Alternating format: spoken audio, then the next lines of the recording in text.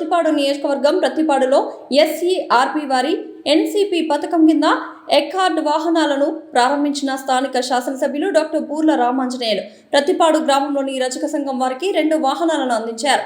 కూటమి ప్రభుత్వం ప్రజలకు అండగా ఉంటుందని తెలియజేయడంలో గర్వపడుతున్నామని 2019-24 మధ్య ఉన్న ప్రభుత్వం వ్యవస్థలను నిర్వీర్యం చేసిందని వాటన్నింటినీ సరిచేయడానికి కూటమి ప్రభుత్వానికి కొంత సమయం పడుతుందన్నారు.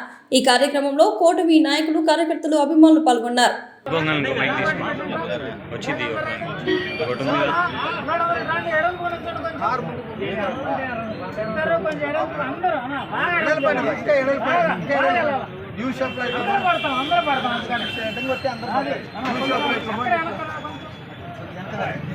అటు ఒక ఫోటో తీసుకోపండి మీరు.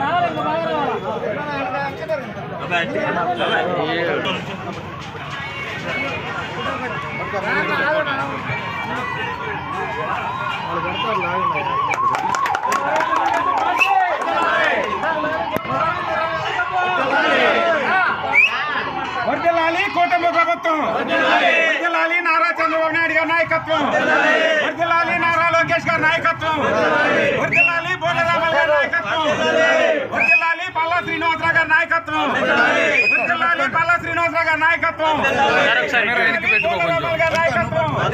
వర్ధిల్లాలి తెలుగుదేశం పార్టీ, వర్ధిల్లాలి పవన్ కళ్యాణ్ గారి నాయకత్వం, వర్ధిల్లాలి నరేంద్ర మోడీ గారి నాయకత్వం.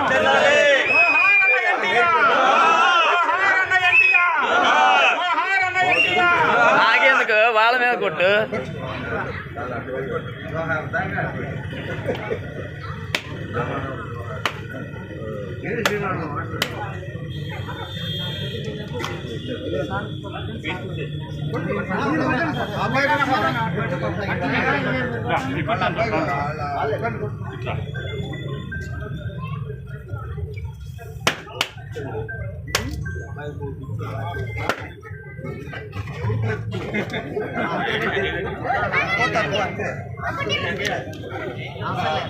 మండల ప్రెసిడెంట్ ఉద్యోగాలతో కూడా వస్తుంటే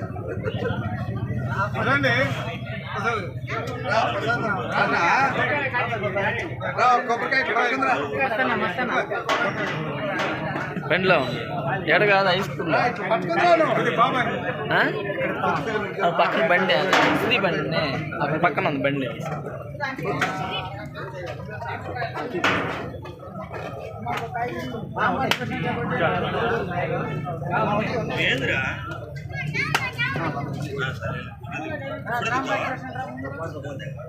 గ్రామ పార్టీ అధ్యక్షులు ఎవరు?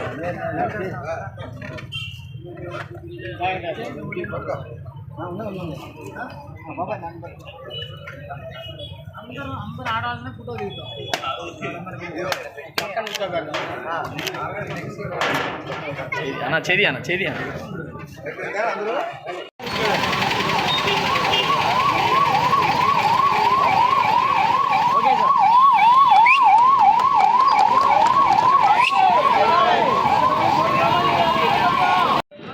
మన ప్రియతమ ముఖ్యమంత్రి నారా చంద్రబాబు నాయుడు గారి ఆశయం ఒకటే, ప్రతి ఇంటి నుంచి ఒక మహిళా ఎంటర్‌ప్రెన్యూర్ కావాలి, పారిశ్రామికవేత్తగా ఎదగాలి.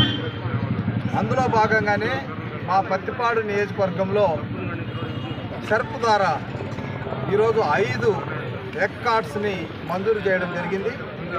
ఒక్కొక్క ఎక్కార్డు విలువ 50,000 రూపాయలు. ఇందులో సిలిండరు, స్టవ్, స్టూల్స్, గ్లాసులు, ప్లేట్లు అన్నీ కూడా ఫ్రీనే.